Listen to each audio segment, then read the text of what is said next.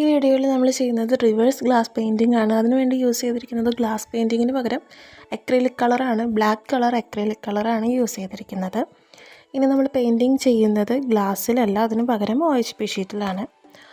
ഗ്ലാസ്സിനെ അപേക്ഷിച്ച് കുറേയും കൂടെ നമുക്ക് പൈസ കുറവിൽ ചെയ്യാൻ പറ്റുന്ന ഒരു മെത്തേഡാണ് OHP ഷീറ്റ് എന്ന് പറയുന്നത്. OHP ഷീറ്റ് സാധാരണ എല്ലാ കടകളിലും ഇല്ല, ഓൾമോസ്റ്റ് എല്ലാ സ്റ്റേഷനറി സ്റ്റോഴ്സിനും അവൈലബിൾ ആയിരിക്കും.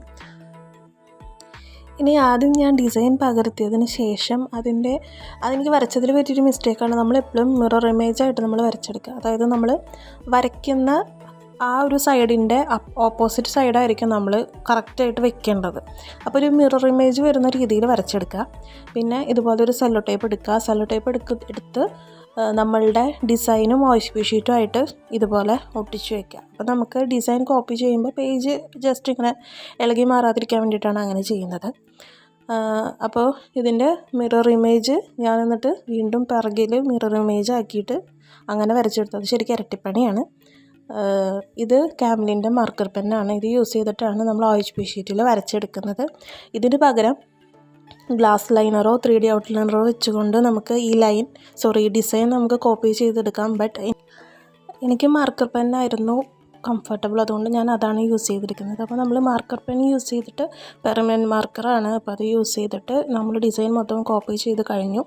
ഇനി ചെയ്യുന്നതെന്ന് വെച്ചിട്ടുണ്ടെങ്കിൽ ബ്ലാക്ക് അക്രിലിക് കളർ കൊണ്ട് ഇത് മൊത്തം ഹൈലൈറ്റ് ചെയ്യേണ്ട ഭാഗങ്ങൾ ഒഴിച്ച് ബാക്കിയെല്ലാം നമ്മൾ കളർ ചെയ്തെടുക്കുകയാണ്. ഫൈൻ ആർട്ടിൻ്റെ 4 സൈസിലുള്ള ബ്രഷാണ് ഞാൻ യൂസ് ചെയ്തിരിക്കുന്നത്.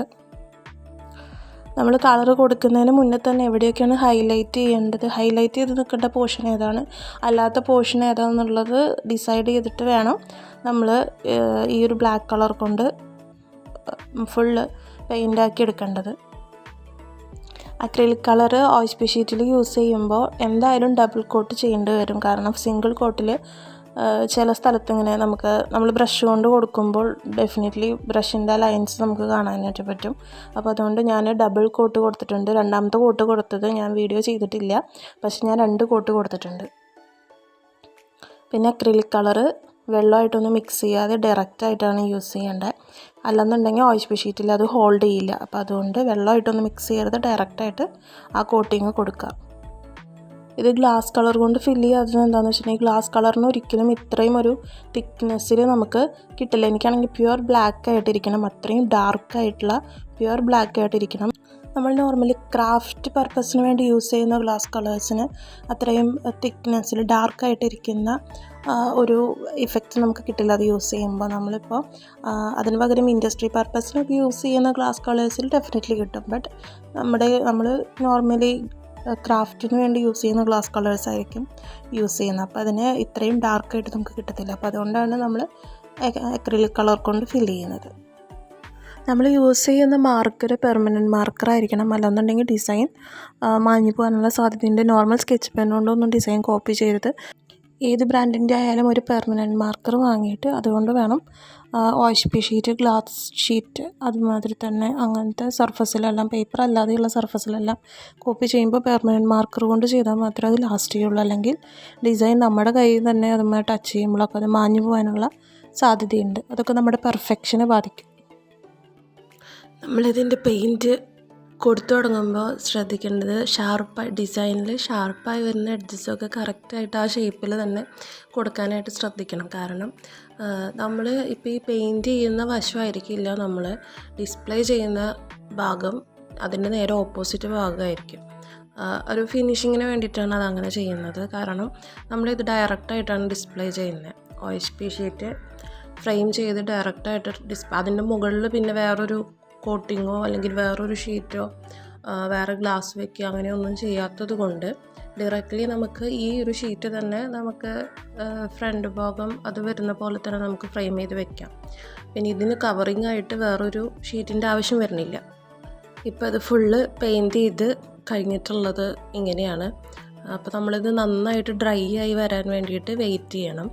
അപ്പോൾ ഞാൻ എഡ്ജസൊക്കെ കറക്റ്റായിട്ട് ഡിസൈൻ കറക്റ്റായിട്ട് ചെയ്തിട്ടുണ്ട്. ഹൈലൈറ്റ് ചെയ്ത് നിൽക്കേണ്ട ഭാഗങ്ങൾ മാത്രം മാറ്റിയിട്ടിട്ട് ബാക്കി എല്ലാത്തിനും ബ്ലാക്ക് കൊടുത്തിട്ടുണ്ട്. ഇനി നമ്മൾ ഇത് വാൾപേപ്പറാണ്, നമുക്ക് സ്റ്റിക്ക് ചെയ്യാൻ പറ്റുന്ന വാൾപേപ്പറാണ്.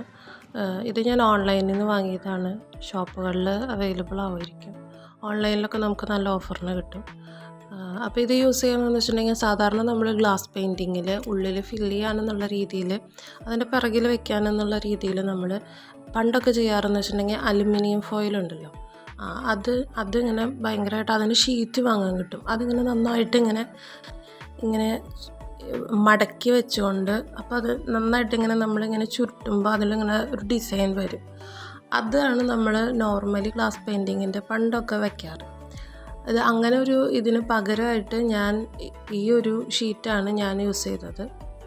ഇപ്പോൾ ഒരു ഫ്രെയിം എടുത്തിട്ടുണ്ട്. ഈ ഫ്രെയിമിൻ്റെ അൺബോക്സിങ് നമ്മൾ മുന്നേ ചെയ്തിട്ടുണ്ട്. ഇത് നമ്മൾ ഓൺലൈനിൽ നിന്ന് മേടിച്ചിട്ടുള്ള ഫ്രെയിമാണ്.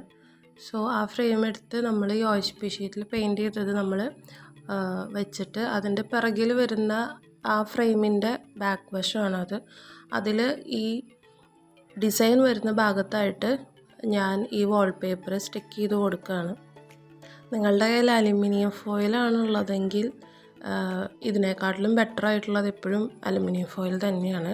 എൻ്റെ കയ്യിൽ അതില്ലാത്തത് കൊണ്ട് ഞാൻ ഇതായിരിക്കും കുറച്ചും കൂടി ബെറ്റർ എന്ന് വെച്ചിട്ടാണ് ഞാൻ ഇത് വാങ്ങിച്ച് ഉപയോഗിച്ച് നോക്കിയത്. പക്ഷേ ഈ ഒരു പർപ്പസിന് ഇതിനേക്കാളും ബെറ്റർ അലുമിനിയം ഫോയിൽ തന്നെയാണ്. കുറച്ചും കൂടെ ബെറ്റർ ആയിട്ടുള്ള ഇഫക്റ്റ് വരിക. കാരണം ഇതിലെ ഡിസൈൻ കുറച്ചിങ്ങനെ വലുതായിട്ട് വരുന്ന ഡിസൈനാണ്.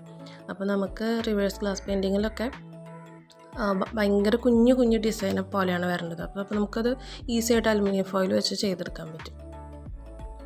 ഇനി നമ്മളിതിൻ്റെ പുറകിലായിട്ട് ഫ്രെയിമിൻ്റെ ബാക്ക് വശം നമ്മൾ വെക്കുകയാണ്. അപ്പോൾ നമുക്ക് ആ ഹൈലൈറ്റ് ചെയ്യാത്ത ഭാഗങ്ങളിൽ, ഹൈലൈറ്റായി നിൽക്കേണ്ട ഭാഗങ്ങളിൽ കറക്റ്റ് നമ്മൾ ഈ പിറകിൽ വെച്ചിട്ടുള്ള അലുമിനിയം ഫോയിലായിരിക്കും എടുത്ത് കാണിക്കുന്നത്. ഇത്തരത്തിലുള്ള പെയിൻറ്റിങ്സൊക്കെ ബിഗിനേഴ്സ് ആയവർക്കും ട്രൈ ചെയ്ത് സക്സസ് ആക്കാൻ പറ്റുന്ന എളുപ്പത്തിലുള്ള പരിപാടിയാണ്. കുറച്ച് ക്ഷമ വേണം.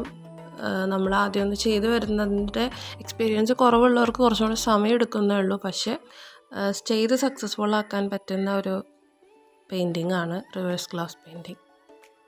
അതിലാദ്യം തിരഞ്ഞെടുക്കുമ്പോൾ സിമ്പിളായിട്ടുള്ള ഡിസൈൻസ് തിരഞ്ഞെടുക്കുക. കോംപ്ലക്സ് ഇമേജസ് എടുക്കാതെ സിമ്പിളായിട്ടുള്ള ഡിസൈൻസ് എടുത്ത് അതിലൊന്ന് ചെയ്ത് നോക്കി ഒരു പരിചയം വരുമ്പോൾ കുറച്ചും കൂടെ കോംപ്ലക്സ് ഇമേജിലേക്ക് മാറാം.